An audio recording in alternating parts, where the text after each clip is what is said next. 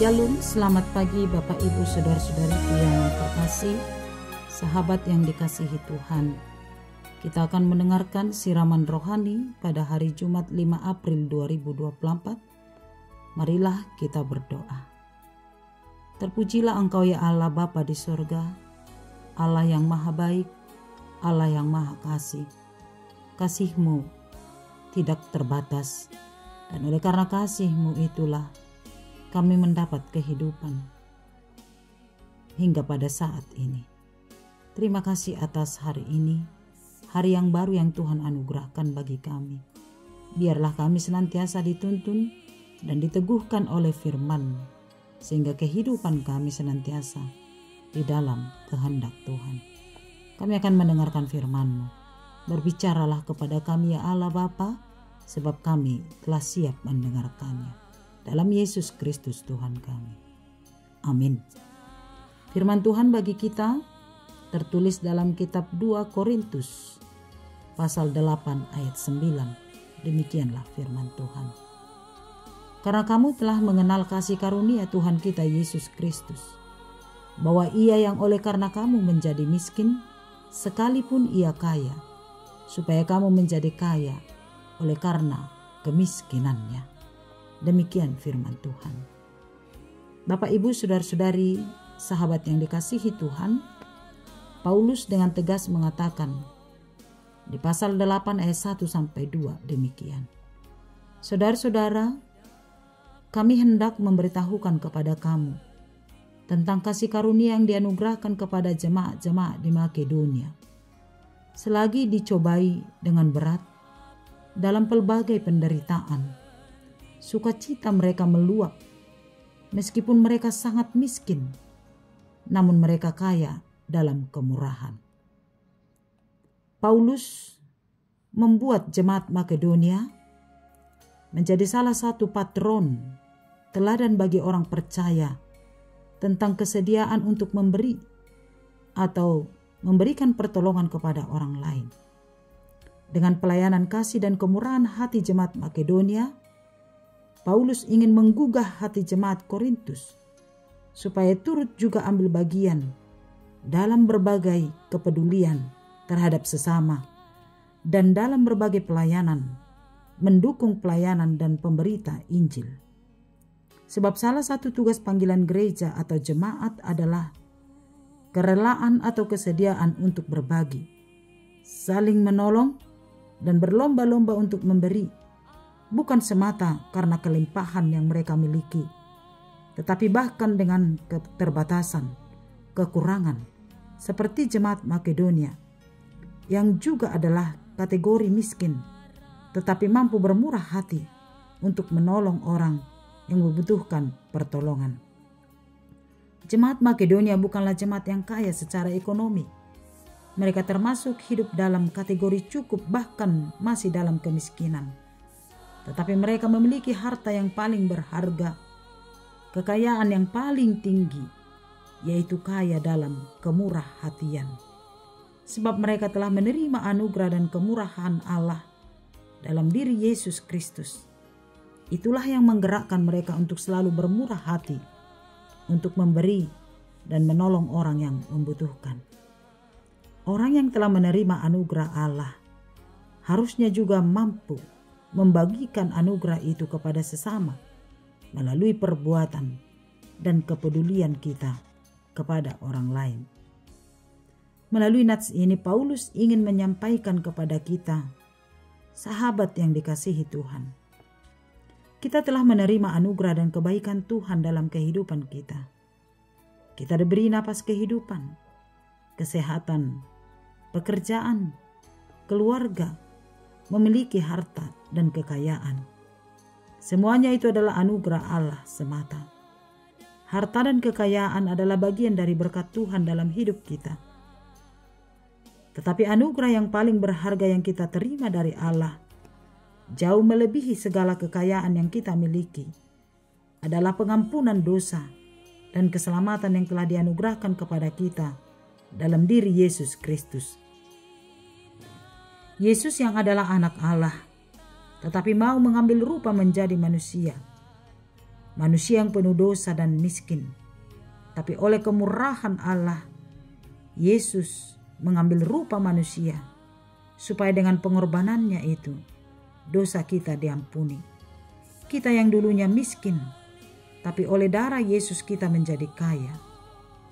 Kaya dalam beragam berkat-berkatnya, terlebih kaya akan perbuatan baik, kepedulian, dan tindakan-tindakan kasih. Karena itu yang harus kita renungkan. Apakah kekayaan yang sesungguhnya yang harus kita miliki sebagai orang Kristen? Kekayaan yang sesungguhnya adalah bukan dinilai seberapa banyak kita menyimpan harta kekayaan, tetapi dinilai dari seberapa banyakkah kita telah memberi, berbagi, dan menolong orang lain dengan apa yang kita miliki. Karena itu janganlah kita hanya mengejar kekayaan duniawi, tapi kejar dan milikilah kekayaan surgawi, yaitu kemurah hatian untuk memberi dan menolong orang lain dengan keikhlasan hati. Teladan dari jemaat Makedonia yang selalu bermurah hati untuk menopang setiap pelayanan pemberitaan Injil dan menopang kehidupan orang-orang yang membutuhkan. Mereka memberi bukan dari kelimpahan, dari kekayaan yang sudah melimpah, tapi kemurah hatian mereka juga terbuka memberi dan berbagi, justru dalam keterbatasan dana yang mereka miliki. Kita diajarkan, jangan tunggu kaya dulu baru mau berbagi. Tetapi Tuhan menginginkan kita supaya senantiasa bermurah hati, mau berbagi, peduli meskipun kita masih dalam keterbatasan.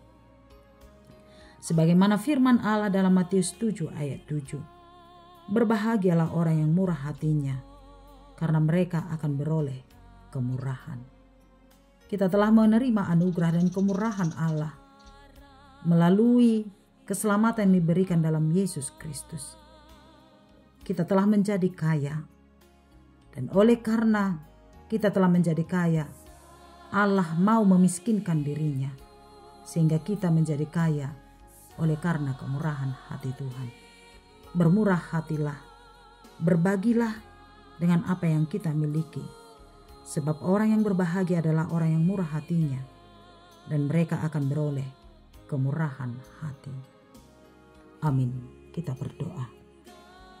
Terima kasih atas kemurahan hati Tuhan yang telah bersedia mengampuni kami dan membawa kami dari kematian kepada kehidupan yang kekal oleh karena Yesus Kristus Tuhan kami. Anugerah Allah yang termahal, anugerah Allah yang tertinggi dalam kehidupan kami. Sehingga dulunya kami adalah orang-orang yang miskin, orang-orang yang hidup dalam dosa dan kematian.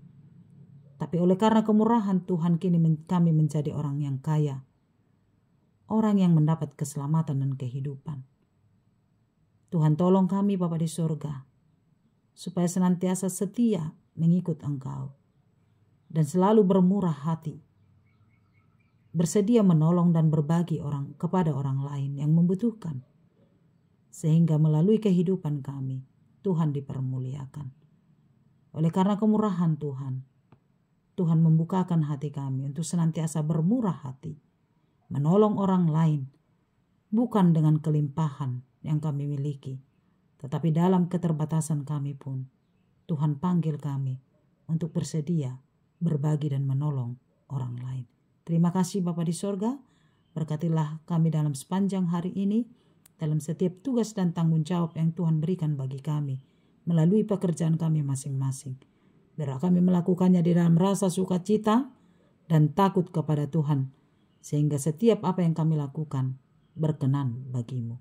Berkatilah anak-anak kami, berkati keluarga kami, berkati sanak saudara kami dimanapun berada. Tuhan jaga dan peliharakan.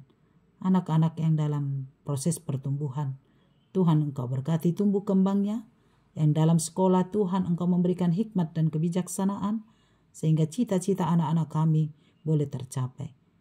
Anak-anak Tuhan yang mencari pekerjaan, mari Tuhan tunjukkan, sehingga mereka akan mendapat pekerjaan yang layak. Sehingga oleh karena itu mereka mendapatkan kecukupan atas kebutuhan kehidupannya. Berkati anak-anak jemaat Tuhan yang merindukan pasangan hidupnya. Biar Tuhan boleh memberkati dan menunjukkan pasangan hidup yang sepadan bagi mereka. Jemaat Tuhan yang dalam keadaan sakit, Tuhan sembuhkan oleh kuasa Tuhan. Biar pemulihan daripadamu terjadi, sehingga penyakitnya boleh diangkat dan kesembuhan terjadi. Berkatilah juga orang tua kami yang sudah lanjut usia, biar kehidupan mereka senantiasa di dalam tuntunan tangan Tuhan. Kepadamulah kami berserah sepanjang hari ini, biarlah hidup kami senantiasa hanya di dalam tangan-Mu. Dalam nama Yesus kami berdoa. Amin. Anugerah Tuhan kita Yesus Kristus, kasih setia Allah Bapa, dan persekutuan Roh Kudus kiranya menyertai kamu sekalian. Amin. Selamat pagi, selamat beraktivitas. Tuhan Yesus memberkati. Shalom.